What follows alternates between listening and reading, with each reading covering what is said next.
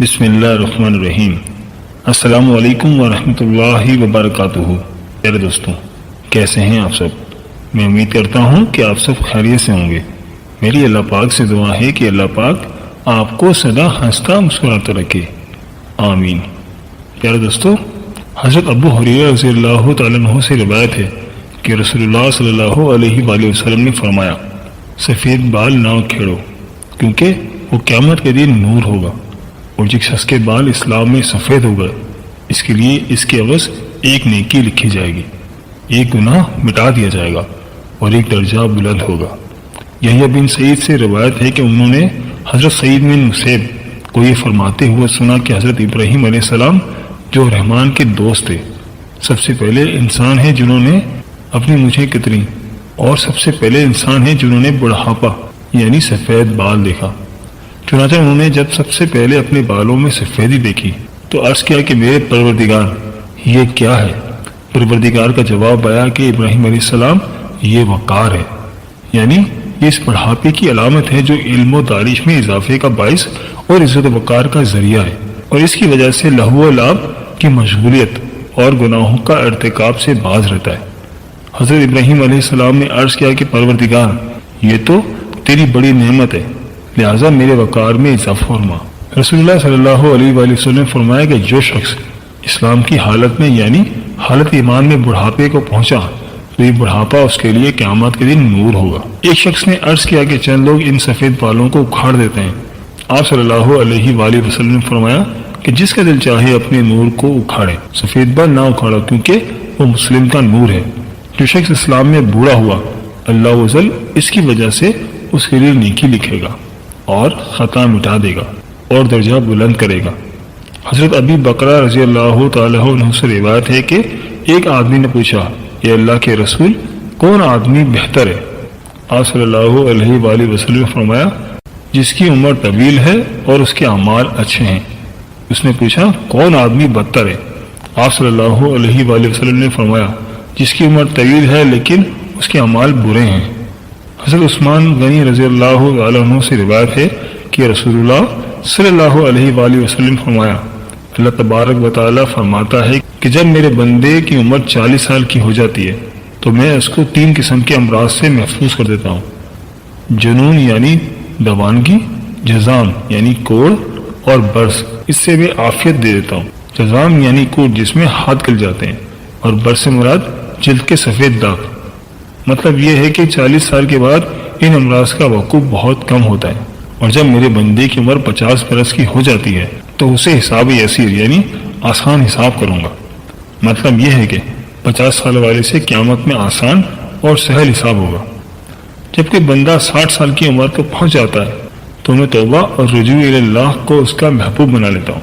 مطلب یہ ہے کہ 60 سال کی عمر کے بعد توبہ سے محبت ہو جاتی ہے اور اللہ تبارک و تعالیٰ کی طرف سے رجوع ہونے کی توفیق عطا ہوتی ہے۔ جب کسی کی عمر 70 سال کی ہو جاتی ہے تو فرشتے اس سے محبت کرتے ہیں، اور جب کوئی 80 برس کا ہو جاتا ہے تو اس کی نیکیاں لکھی جاتی ہیں اور گناہ نظر انداز کیے جاتے ہیں، اور جب کوئی بندہ 90 سال کا ہو جاتا ہے تو فرشتے کہتے ہیں کہ اللہ کا قیدی ہے، اللہ کی زمین میں اس کے پہلے اور پچھلے گناہ بخش دیے جاتے ہیں، کیونکہ مطلب یہ ہے کہ اللہ تبارک و تعالیٰ نے اس کی روح کو جسم کے قید خانے میں قید کر رکھا تھا، مدت پوری ہو چکی ہے، حکم کا انتظار ہے، اور کوئی بندہ عاجز عمر کو پہنچ جاتا ہے تو اللہ تبارک و تعالیٰ اس کی تندرستی اور صحت کے زمانے کے مثل اعمال خیر لکھتا رہتا ہے۔ اگر اس بندے سے کوئی برائی ہو جاتی ہے تو برائی اس کے نامہ اعمال میں نہیں لکھی جاتی۔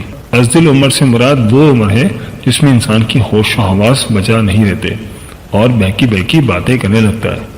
بہوالا توبہ کا دروازہ کھلا ہے۔ حضرت جابر رضی اللہ تعالیٰ عنہ فرماتے ہیں کہ نبی کریم صلی اللہ علیہ وآلہ وسلم نے ارشاد فرمایا کہ میرے دوست جبرائیل علیہ السلام ابھی میرے پاس سے گئے ہیں۔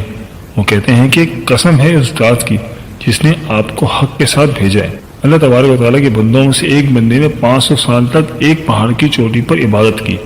یہ پہاڑ سمندر کے بیچ میں ہے۔ یہ پہاڑ 30 مربع میل ہے، اس کے چاروں طرف سینکڑوں میل کا سمندر ہے۔ اللہ تبارک و تعالیٰ نے اس عبادت گزار کے لیے پہاڑ میں میٹھے پانی کا چشمہ جاری کر دیا جس کی دھار انگلی کے برابر موٹی ہے، اور ایک طرف انار کو اس پہاڑوں کی جڑوں میں لگا دیا، جس میں ہر روز ایک انار تیار ہوتا تھا۔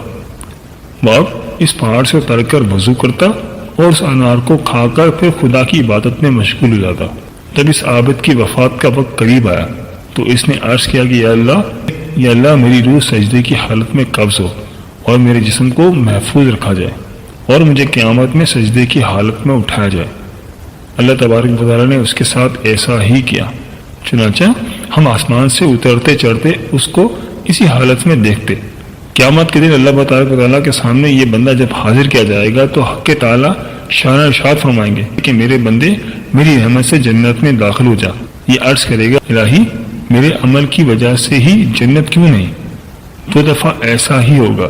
اللہ تبارک و تعالیٰ فرمائے گا میری رحمت سے جنت میں داخل ہو جا، اور یہ عمل کا نام لے گا۔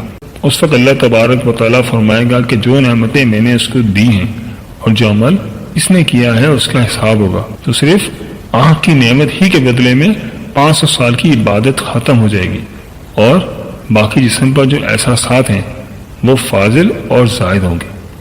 ارشاد خدا بندی ہوگا کہ میرے اس بندے کو آگ میں داخل کرو، بس وہ دوزخ کی طرف اس کو کھینچا جائے گا۔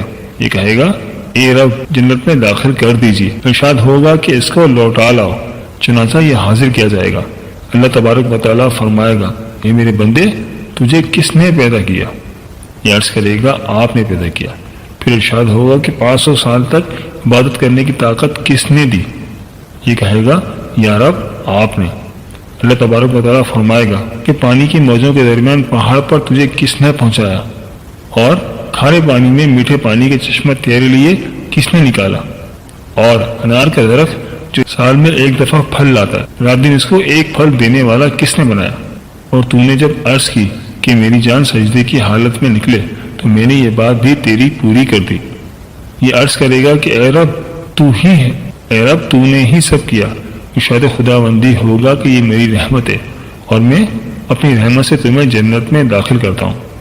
حضرت جبرائیل علیہ السلام نے مجھ سے کہا اے محمد صلی اللہ علیہ وآلہ وسلم تمام اشیاء اللہ کی رحمت ہیں۔ اللہ تعالیٰ سے دعا ہے کہ اللہ پاک ہمیں بھی اپنی رحمت سے جنت میں داخل فرمائے، آمین۔ پیارے دوستوں، یہ تھی ہماری آج کی ویڈیو۔ میں امید کرتا ہوں کہ آپ کو ضرور پسند آئی ہوگی۔ اگر ویڈیو پسند آئی ہے تو ویڈیو کو لائک کر دیں اور اپنے دوستوں اور رشتہ داروں کے ساتھ لازمی شیئر کریں تاکہ وہ بھی اس سے فائدہ اٹھا سکیں اور آپ کو بھی صدقے کا ثواب مل جائے۔ دوستوں، ہماری چینل کو سبسکرائب کرنا مت بھولیے گا، اس سے ہماری حوصلہ افزائی ہوتی ہے۔ ملتے ہیں ایک نئی ویڈیو کے ساتھ، ایک نئے ٹاپک کے ساتھ۔ اللہ پاک آپ کی تمام مشکلات حل فرمائے اور اللہ پاک آپ کا حامی و ناصر ہو، آمین۔ اللہ حافظ۔